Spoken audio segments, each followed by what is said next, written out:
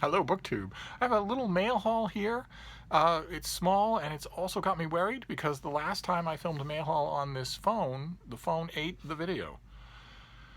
No idea what was wrong. It showed me that it was recording. It showed me that the recording had been made. It showed me the thumbnail, but I could not open the file. I could not upload the file. I could not get the YouTube app to grab the file, and I couldn't transfer the file with a cord from the phone to the computer. So we missed a mail haul. So I have a small one here, and I'm worried, but we'll see if we can make the best of it, and we'll keep the video short just in case, until I can figure out all the ins and outs of this phone. So we'll do our first package here. It's a lightweight thing. What have we got here? Oh, fantastic. Okay, great. This is, I don't have a pub sheet because this isn't coming from a publisher. This is coming from an editor, and this is by Tom Shelby, and it's Dog Training Diaries. Thin thing with, there's a baby on the cover, and there's a beagle. Good luck training that dog. There's a Doberman. They practically come pre-trained.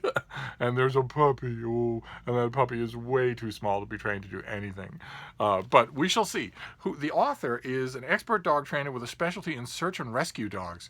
He has nearly 4 decades of experience with more than 800 training appointments a year. He was a dog handler at the Westminster Dog Show and has trained celebrity pups for Manhattan's elite. Creating harmony between 2- and 4-legged friends has given him the satisfaction of helping countless people and dogs. And this book is from Skyhorse Publishing, and I'll be reviewing it. So I'm glad to have it. I will go right through it. Naturally, it's right up my alley, since I've spent a great deal of time training dogs myself, and I did a lot of it for pay. So I don't, of course, notoriously train my own dogs, but I can easily train anyone else's. So I can't wait to see what this guy has to say. All right, so that's good. That's good. Always good to get a paying brief in the mail. Now let's see. Let's see if this. We've got 2 more to do, and then we'll be done. So what have we here? Okay, all right. This is from Tachyon Publishers. They are a really good science fiction and fantasy publisher. And this comes out, when does this come out? Anybody? Bueller? It comes out in April. This comes out in April. And it is the Unicorn Anthology, edited by Peter S. Beagle, who wrote The Last Unicorn, classic of fantasy. And this is a this is a collection. This is an anthology of fantasy stories about unicorns.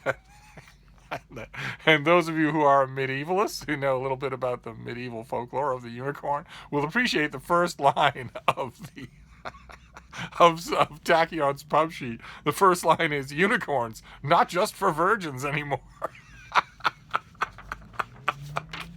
Duly noted.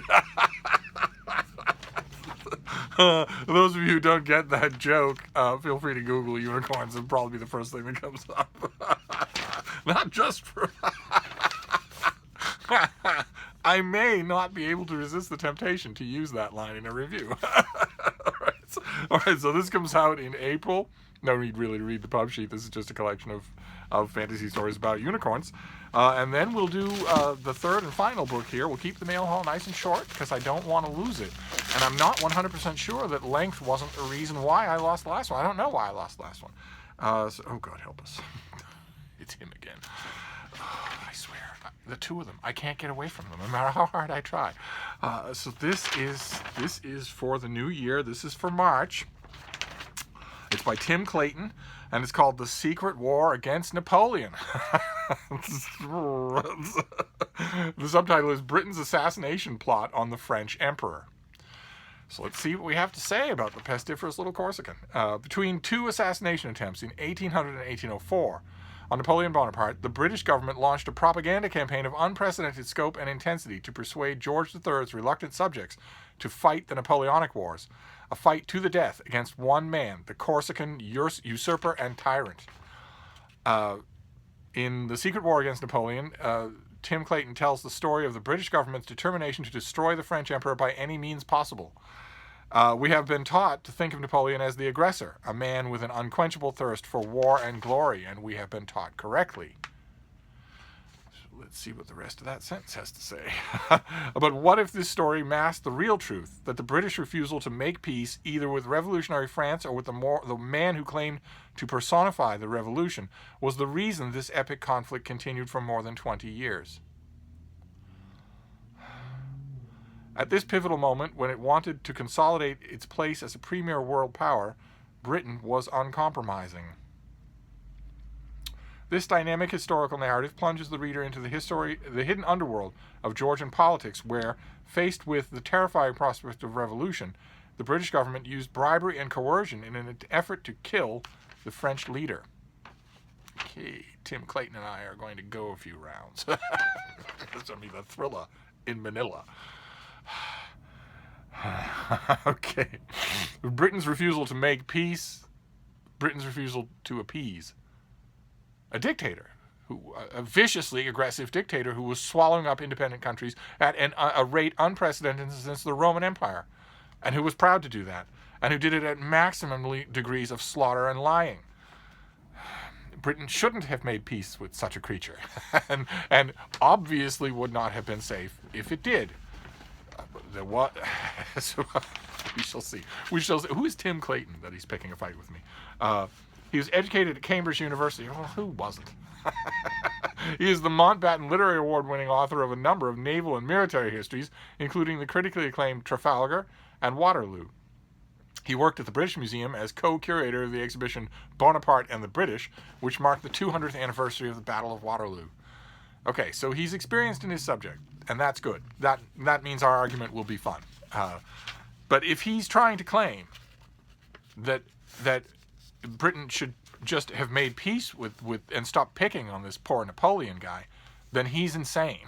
And he's had some tainted food, and it has haunted his mind throughout the composition of this book, because that theory is nutso.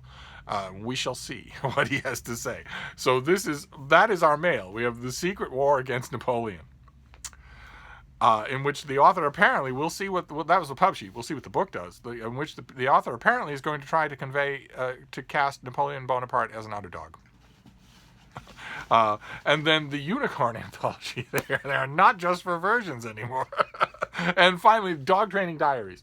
A memoir probably with a lot of advice, tips, and whatnot, from a longtime professional dog trainer. Fantastic. Okay, so that is our mail haul, but the mail haul is only step one here. The real shocker will be whether or not this actually uploads. So we shall see. I will stop the festivities now and see if it does. So you may see this. If not, I will keep trying. Thank you, BookTube.